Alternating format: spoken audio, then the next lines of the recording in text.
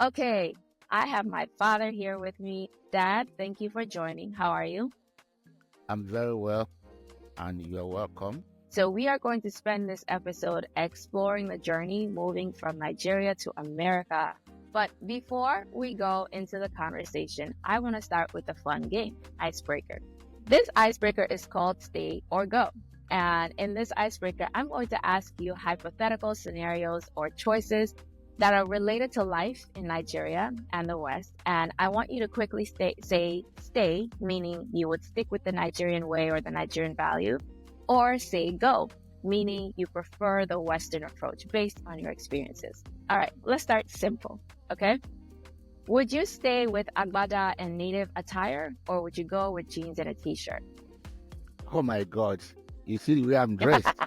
I was just gonna say that. Like, okay, I am this one's far probably a little too more obvious. comfortable, far more Really? comfortable. And if I have my way, I would do away with pants and shirts and everything. What do you mean do away? Like, this is all you would wear? Like, the style you have right Yeah, now? except maybe if I'm going for sport, fishing, because I intend to pick up fishing, then Okay, maybe that's very but un-Nigerian, but let's go ahead. Fishing is a very American thing to me.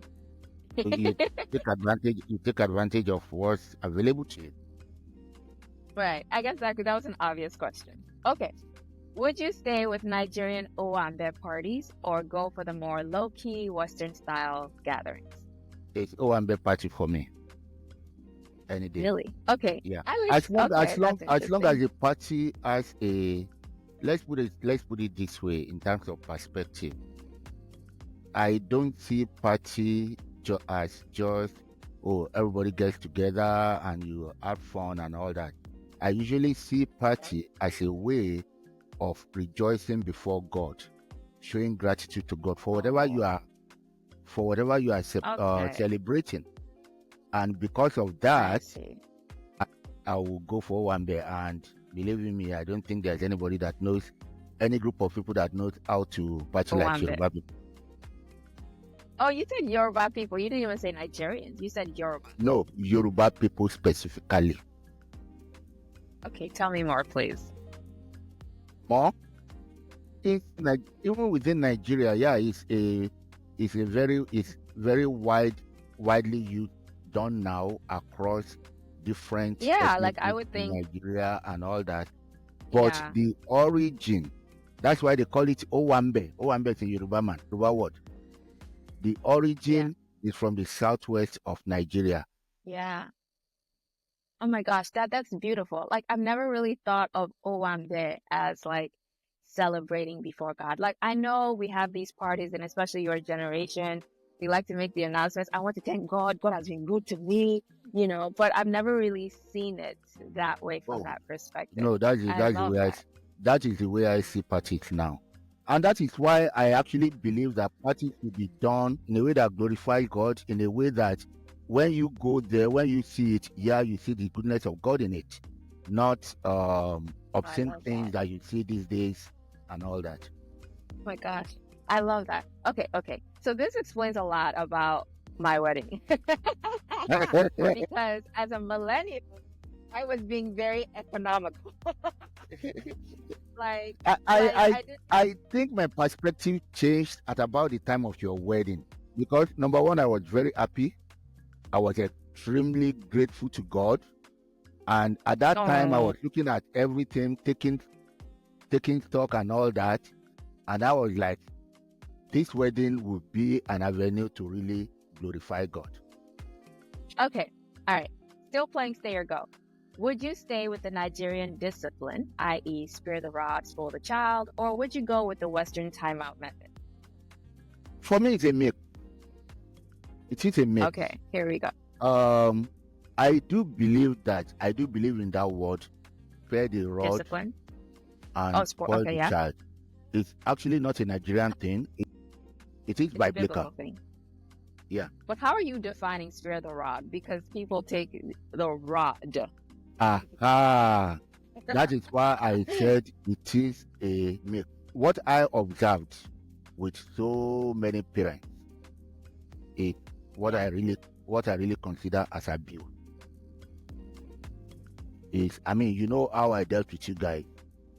You don't discipline and actually beat a child in a way that you end up making the situation worse. That's number one. Then number two, subconsciously, what is being expressed by the person applying the discipline is the abusive tendency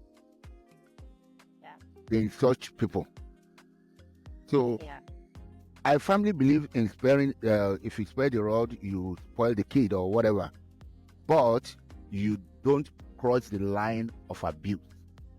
But many people cross the line of abuse. All right. Next question. Would you stay with the Nigerian style of showcasing wealth or go with the Western preference for subtlety and minimalism in wealth display? Wealth is showcased everywhere in the world. It's not a Nigerian thing. Even in America, you have people, in fact, more in America than anywhere else. Okay, but let me say this though, okay? Especially with my generation, right? If I look at people in my generation who are wealthy in the States, and when I say wealthy, I mean they're coming from generations of wealth. If I look at them, yes, the things they buy are not cheap things. They're not shopping Amazon.com sales section. But I do see though, there is a tendency for some that they're not buying things with the big logo right on their hearts. You know what I mean? The big logo or the big logo. I understand that. But if you take that against the ad statistics, which is the most consumer economy in the world today, it is America. I would say American. Yeah. Yeah.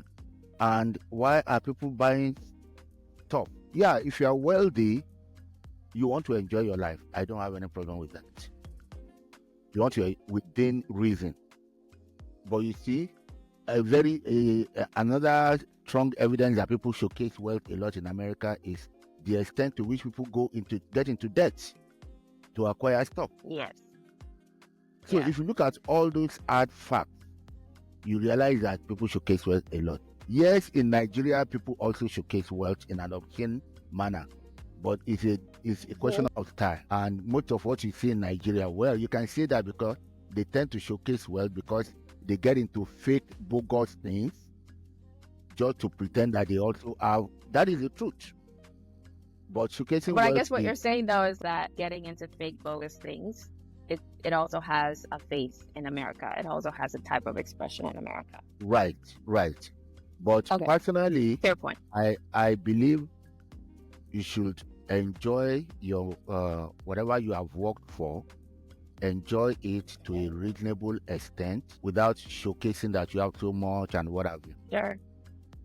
Stay or go. Next question. Would you stay with traditional herbal remedies or go for Western medicine doctors? I go for Western medicine.